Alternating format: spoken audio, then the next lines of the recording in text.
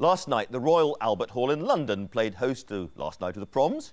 In a week's time, it'll be the setting for something rather different, a concert featuring artists such as Annie Lennox and Bryan Adams to mark what's become the International Day of Peace. Well, the filmmaker and campaigner Jeremy Gilley is the man behind Peace Day, now fixed in the calendar as the 21st of September, an official United Nations Day, and he's here with the actress Emilia Fox, who will also be taking part in the concert next Sunday. Welcome to you both.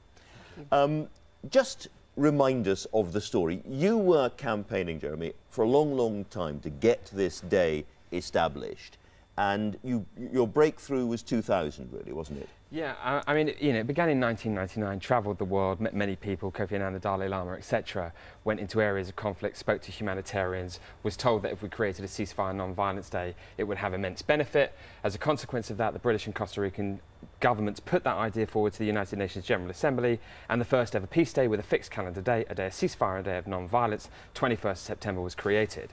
And then what we did was we carried on filming, going into Afghanistan with Jude Law and lots of different support. And what we saw last year was 1.4 million children vaccinated because there was a cessation of hostilities, which is incredible. I was going to ask you about that, because a lot of people say, oh, you know, celebs having concerts in London, raising money for good causes, peace, love and understanding. We've seen it all before. So tell those people what you actually achieved, for instance, this year.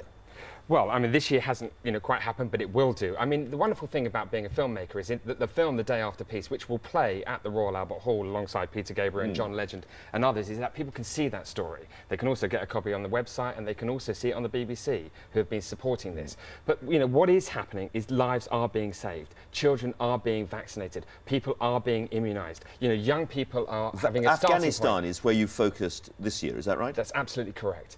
Afghanistan is where we focused last year, which was the end of the film. I've just been there with Jude Law once again. I met President Karzai. I met civil society organisations, the UN system, non-governmental organisations, and I can tell you that what we saw last year, which was historic within the country, they are going for again. So the day is working, it's saving lives, but it's giving ordinary people who are watching your show an opportunity to be involved in the peace process. And I want to reach out to them and say, please make a commitment and do it on the website.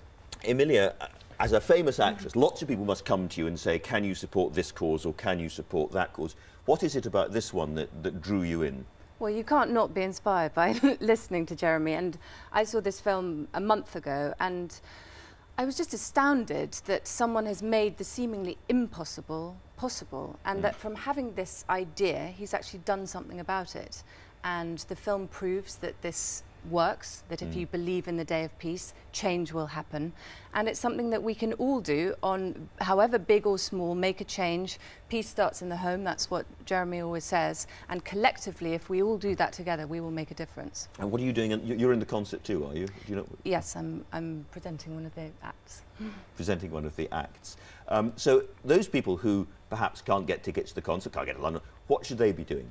Well, I mean, whatever they'd like to do, whether it's holding a minute of silence, whether it's bringing the family together, whether it's, creating a football match. We'll have football matches, which Puma have supported us to do in, 170, 180 countries in a week's time. No matter how big or small, get involved. Have a look at the website. There are lots of ideas, on there. But, as Emilia said, it's a day of non-violence, it's a day of ceasefire. So, the bullying in our homes, in our communities, in our schools is as important, and we created an education resource to support that. Okay. Yeah. Thank you both very, very much indeed for coming in, and good luck next week.